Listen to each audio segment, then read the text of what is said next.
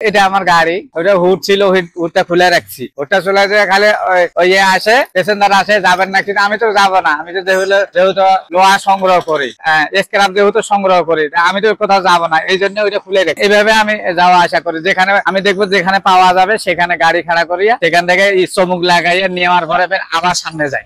আজকে এখন বাড়াইছি তো, একটা দুইটা পর্যন্ত আমি করবো, সংগ্রহ করব। এই জন্য আপাতত এখন মাত্র 2 জায়গায় খালি করছি, খোঁজাখুঁজি করছি। আর এটা দিয়ে পরিষ্কার করি।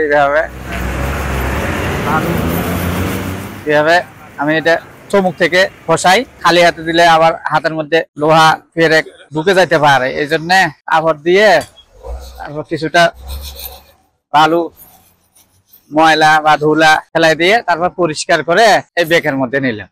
কোনদিন 300, কোনদিন 400 এরকম হয়। এখন বর্তমান এগুলা ভাঙড়ি দোকানে নিচ্ছে 30 টাকা কেজি। ডেইলি 10 কেজি থেকে 12 কেজি পর্যন্ত পাই। এই সাগরিকা থেকে বড়পুল পর্যন্ত এর ভিতরতে 10-12 কেজি সংগ্রহ করা যায়। শুধু আমি না, আরো এরকম আমার দেখা দেখি আরো 2-4 জন তারা এখন সংগ্রহ করে। আমার 10 কেজি 12 কেজি হয় এরকম। আমার যদি এরকম হয় তাদের কতটুকু সেটা আমি জানি না, কিন্তু এইভাবে রাস্তা থেকে একটা বিপজ্জনক মানুষের কষ্টদায়ক জিনিস সরাই দেওয়া, এটা ইমানের অঙ্গ, আমি এটা মনে করি। ডেইলি সাগরিকা থেকে এসি মসজিদ বড়পুল পর্যন্ত, আবার কোনদিন নিমতলা, আবার হয়তো কোনদিন সাগরিকা থেকে আগ্রাবাদ, আমি প্রতিদিন 10 থেকে 15 কিলো পর্যন্ত আমি হাঁটাহাঁটি করি। না এমন কিছু দামি আমি পাই নাই, যা পাই ওই পেরেক আর ছোটখাটো লোহা লোকটন, এগুলা আমি সংগ্রহ করতেছি। আমি চমকে 200 টাকাতে কিনছি, এখন ডেইলি আমি 300, 350, 400 টাকা পর্যন্ত আমি সংগ্রহ করতে পারি। আমি ওই যে রাস্তার ছোটখাটো ওই যে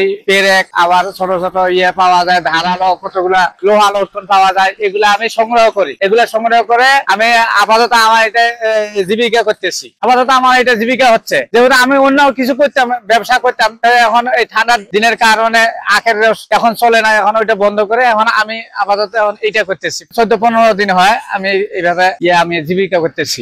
আমার কাছে চমুক আছে, এই যে ম্যাগনেট, এটা দিয়ে ভালো সংগ্রহ করা যায়, এটা দিয়ে আরো সহজ হয়। আগে তো স্পিকার ছিল, স্পিকার পরিবর্তে এখন ম্যাগনেট লাগাই, এখন এটা সহজে অল্প সময়ের ভিতরে আমি সংগ্রহ করতে পারি। এখানে বেশিরভাগ পেরেক পাওয়া যায় এবং ধারালো কিছু আছে, যেমন ওর মানুষ দূর দূরান্তে যাওয়া আসা করে, যেন রাস্তাঘাটের কোনো সমস্যা যেন না হয়। আর রাস্তা থেকে কোনো কষ্টদায়ক জিনিস সরাই দেওয়া, এটাও একটা ইমানের অঙ্গ। এটাকে লক্ষ্য করে আমি অন্য কিছু করতে পারতাম, কিন্তু আমার একটা মনের মধ্যে ইমান আছে, এই ইমানকে লক্ষ্য করে যে যেন মানুষের কষ্টদায়ক জিনিস সরাই দেওয়া, এটা আমার কাছে অনেক ভালো লাগে। হ্যাঁ, এটাও একটা আমি যা আল্লাহর কাছে পাবো, মানুষ যেন সহি সালামত নিরাপদে যেন গন্তব্যস্থলে পৌঁছতে পারে, যেন বিপদ যেন না হয়, এটার জন্য কোনো বিপদ যেন না হয়, সমস্যা যেন না হয়, এইরকম আমার একটা মনের ভিতরে আছে, যার কারণে আমি এগুলো সংগ্রহ করি।